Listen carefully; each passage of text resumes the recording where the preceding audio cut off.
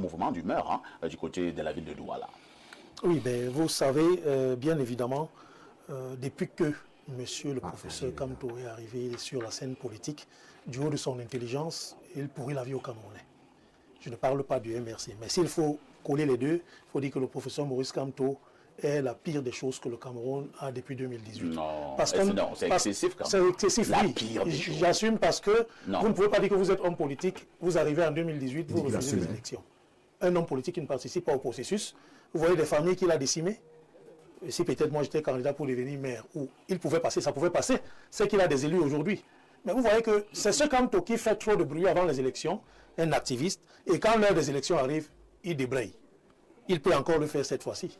Et j'attire, juste, vous faites bien, j'attire l'attention de ceux qui sont derrière, de faire très attention parce qu'il peut encore les tremper cette fois-ci. Dit même qu'il y a un meeting. Meeting de qui et de quoi? Mais un homme politique doit faire des meetings. Pour moi, quand on n'est pas un homme politique, à partir du moment où il a refusé les élections, homme politique, ça veut dire que vous participez au processus. Ah, c'est une vous avez option. Parlé tout à l'heure C'est une option. Vous avez parlé tout à l'heure de Bello Bouba, oui. de Tiroma. C'est des hommes politiques de poing. On ne fait pas la chaise vide. Une option, mais ce qui est très mauvaise. Ben, est-ce que c'est cela qui fait en sorte qu'on ne puisse plus autoriser ces meetings? Mais il accepte quand même que c'est il une va option. faire les meetings sur quelle base? Puisqu'il il veut être candidat, sur quelle base? Il a des élus, je ne sais pas s'il y a un mandat impératif. Vous avez de la haine. Ce n'est pas de la haine, c'est juste que dans un pays où on ne supporte plus ceux qui disent la vérité fait de vous un homme anormal. Mais je pense que pour le professeur Maurice Kamto, il devait se ranger, passer la main à une autre personne. Peut-être là, le MRC pourra briller pour l'avenir. Peut-être donner à M. Mota, à Maître Sim. Tout dépend, je ne suis pas dans son cercle, mais il est mieux placé pour passer la main. Et je pense que ce serait très sage pour lui, parce qu'il a déjà échoué. Le professeur Kamto a échoué. Il a montré qu'on peut être éminent, professeur intelligent, très sage, mais il y a des choses qu'on ne maîtrise pas. Il ne maîtrise pas la politique, ce n'est pas son affaire. Merci, merci Jean-Paul Baïra, Astrid Bissa. Kamto interdit le meeting à Douala et on a vu plusieurs personnes descendre dans les rues de Douala pour dire Kamto libéré, Kamto libéré. Est-ce que ça ne devrait pas vous inquiéter? Et si c'était des tests qu'on est en train de lancer? Parfait, moi je resterai toujours stoïque. C'est-à-dire? Face à, c'est-à-dire très posé, face à, que le professeur me pardonne, mais face à de telles agitations. Parce que la manifestation publique, sur le plan juridique, il n'y a aucune restriction. C'est d'ailleurs une liberté reconnue par les droits de l'homme. Elle doit être déclarée. Elle doit être déclarée. Où je voudrais en venir, c'est qu'elle devient un problème au moment où cette manifestation incite à la révolte. Où cela incite à la violence. En fait, si je m'en tiens aux informations que j'ai eues, Kamto lui m'a fait une sortie hier via les réseaux sociaux. Il dit qu'il rentrait de Paris. Tout le monde sait qu'il était à Paris pour le fameux meeting du 31 mai. Et que bon, ses partisans, ses militants ont voulu lui réserver un accueil chaleureux, un accueil probablement qui devait rester mémorable. Bon, si c'est vrai, où est le problème? Je suis d'accord avec ce qu'il... Puis j'accorde même le bénéfice du doute d'après les déclarations qui ont été faites. Sauf que dans son expression, je parle de la personne politique, je ne parle pas du professeur Maurice Kamto. Non, parce qu'il a plusieurs faces. Tout à fait. C'est-à-dire l'homme politique... Plusieurs casquettes. Plusieurs casquettes. Je m'incline d'ailleurs. Je m'incline devant son intellectualisme, sa façon, c'est-à-dire que c'est un homme intellectuel, il est brillant, je suis d'accord sur ce plan.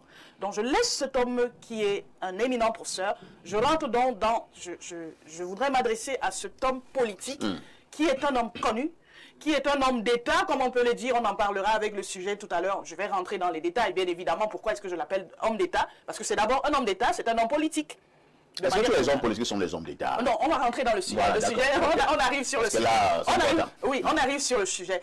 Donc, en tant qu'homme politique, il est tout à fait normal. C'est de bonne guerre. Ça va de soi que ta population, ou ta caste, ou le membre de ta famille, les membres de ta famille t'accueillent. Non, ce n'était pas les membres de sa famille. Je suis en train de parce que vous semblez réduire cela. Quand vous dites les membres de sa famille. Ce sont des militants. J'ai parlé. On ne voulait pas la famille politique. Je parle de la famille politique, naturellement. Et puis, j'utilise une métaphore. Mon expression est métaphorique. Donc, quand vous dites les membres de sa famille, c'est comme si vous nous ramenez à Bahama. Non, la famille politique plutôt. La famille politique. Je ne restreins pas en fait. Donc, pour en venir au fait, il est tout à fait normal qu'un accueil chaleureux lui soit réservé. Alors, qu'est-ce que vous condamnez pour le cas d'espèce? Moi, ce que je condamne pour l'heure, je ne pourrais pas encore condamner mordicus ou faire des spéculations sur ce qu'il pourrait penser. Mais sauf que les paroles, les actes qu'on pose peuvent amener ou inciter à ce qu'on se dise, qu'on prenne des précautions, que ça c'est un appel à la violence. Donc je reste encore réservé sur ce qui s'est passé à Douala ou sur ce qui se passe. Je ne pourrais pas mettre une invective sur le fait que nous n'avons pas eu des cas de mort comme il a cité, les 50 décès et tout. Et quand on parle même de ça, je puis vous déjà, j'embrasse dessus. À chaque fois, j'ai eu une discussion, c'est une petite parenthèse, comme toujours, une discussion, un débat intellectuel dans un forum d'anciens du collège, d'un de mes établissements où j'ai fréquenté. Et ma façon à moi, mes arguments n'étant pas en accord avec les arguments de ceux qui appartiennent au MRC, ça crée souvent des petites chamailles. Et puis je regrette le fait qu'on ne soit pas d'accord avec ces gens-là. C'est comme si on était des ennemis. Je peux vous affirmer, parce que j'ai dans mon téléphone, j'ai fait la capture d'écran, où j'ai eu des promesses de mort. Ah bon? Oui. Juste parce que vous n'êtes pas d'accord? Juste parce que je vous dis, dans le téléphone, je pense que mes camarades me suivent. J'ai dit, j'ai capturé. Si quelque chose...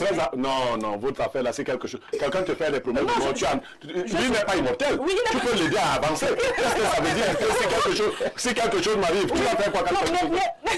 C'est lui qui est responsable. Recevez mes salutations de là où vous trouvez les amis. Bienvenue sur la page Cécifion. Mais si tu es nouveau, tu connais, abonne-toi là et partage la vidéo. Les amis, ça fait rire. Même Glorio Niamek n'a pas cru à ce que cette femme-ci a dit. Même Glorio Niamek connaît que ce que cette femme dit, c'est le racontage. Elle a écouté comment les gens ont dit, comme ils ont l'habitude de bavarder, et elle est venue aussi raconter. Oui, c'est inadmissible que quelqu'un que tu connais, ce n'est pas le truc des réseaux sociaux, des promesses la daille, et tu dis à cette personne-là, si quelque chose m'arrive, c'est toi. Non, quand même, nous ne sommes pas comme des enfants. Encore de la manipulation, encore de la distraction. Personne ne t'a menacé, madame. Personne ne t'a menacé. Si quelqu'un t'avait menacé, ce que tu aurais dû faire, c'est que tout le monde connaît. Porter plainte contre cette personne. Et tu devrais dire ça ici, là, sur le plateau télé. C'est de ça qu'il s'agit. Les amis, allons sur le monsieur, que la famille lui dérange, là, le monsieur précédent. Que le professeur Moïse Kamto est la pire chose qu'on a connue depuis 2018.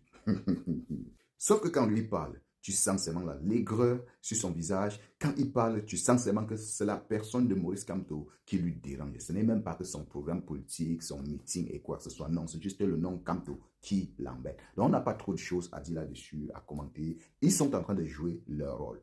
Parce qu'il dit que c'est la pire chose que nous avons eue depuis 2018. En tout cas, les amis, lâchez-vous en commentaire. On se retrouve très certainement dans la prochaine vidéo.